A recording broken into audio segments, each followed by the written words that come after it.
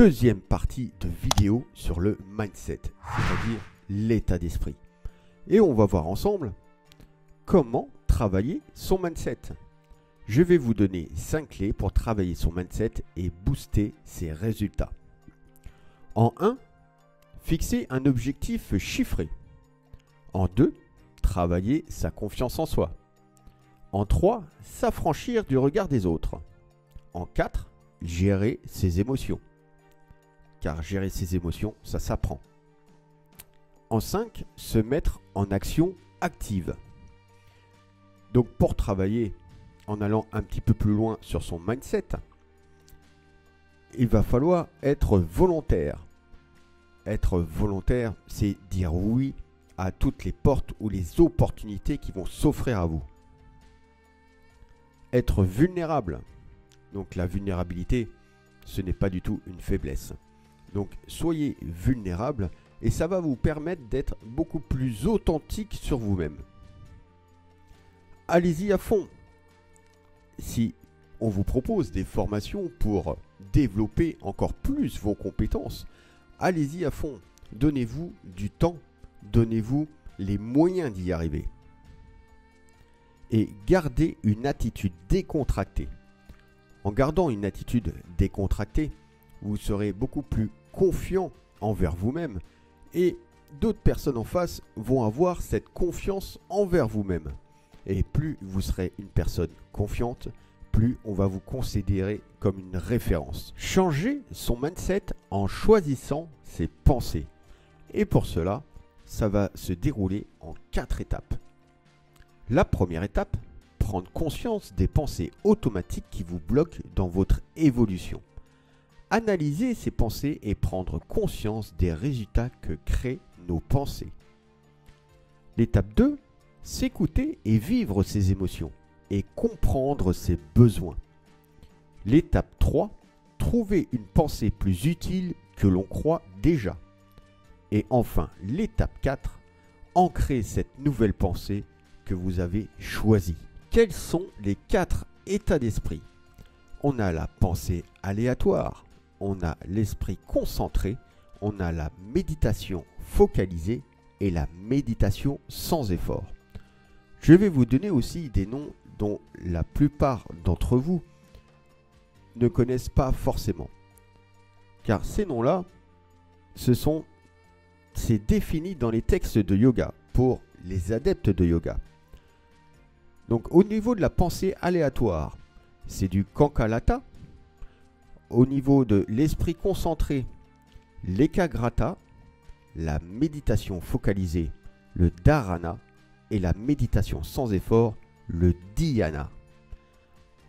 Pour vous donner juste un petit exemple, au niveau de la pensée aléatoire, c'est un état d'esprit perturbé et instable et on va être constamment dans le passé ou le futur. Comment cultiver un état d'esprit positif? Donc déjà, en premier lieu, on arrête de se plaindre. Car si on se plaint tout le temps, on va se positionner en tant que victime. Et donc pour avoir un état d'esprit positif, ça va être très compliqué, voire même impossible. On prend soin de son corps. Alors prendre soin de son corps, c'est d'une manière générale. On prend soin de son corps, on prend soin aussi de sa santé mentale. Et aussi, on va prendre soin aussi de son système endocrinien qui est primordial pour le corps. On prend du recul et on lâche prise sur le passé. On fait du bien autour de nous. On s'entoure de personnes positives et on pratique la gratitude chaque jour. Comment formuler une affirmation positive? Donc pour plus d'impact, n'hésitez pas à affirmer donc l'affirmation positive que l'on va voir juste après. N'hésitez pas à l'affirmer, peu importe sur quel sujet. Donc, je m'améliore de plus en plus. Dites-le vous, à chaque fois, voire même tous les jours. Je suis ouvert à toute nouvelle expérience de la vie. Je vais réaliser de grandes choses. J'ai toutes les qualités pour atteindre mon objectif. Dans plusieurs vidéos, je disais et j'expliquais l'importance du dialogue interne.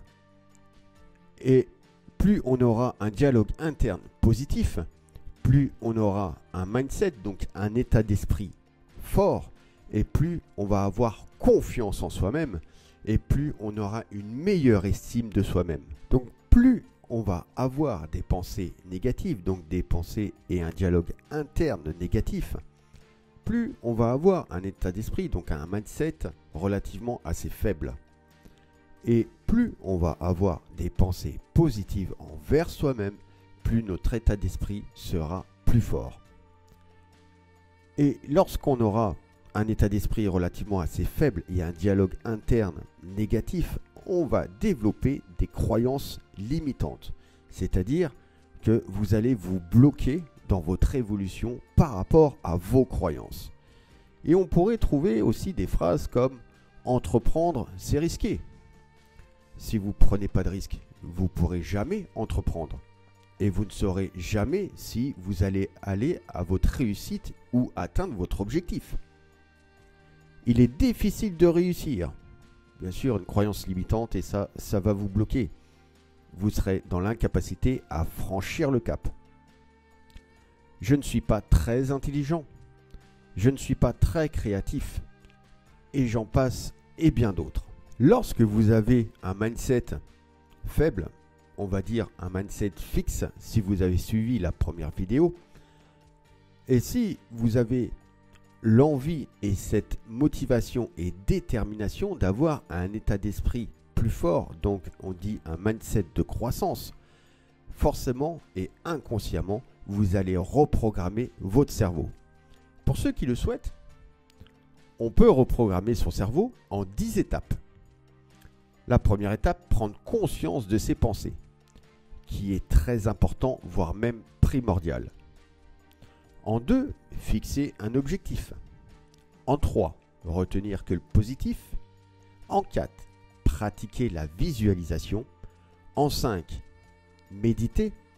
Alors quand on dit méditer ou la méditation, on n'est pas du tout dans l'obligation d'être spirituel. Pour ceux qui le sont, il n'y aura pas de souci. Pour ceux qui ne sont pas, c'est méditer sur vos pensées. En 6, modifier son vocabulaire. En 7, changer ses habitudes. En 8, ne pas confondre entre ses pensées et la réalité. En 9, ne pas être dans la réaction. Donc une réaction instantanée qui va être une réaction impulsive. Prenez un peu plus de recul, réfléchissez et analysez la situation et vous aurez une réaction réfléchie. En 10, suivre des formations.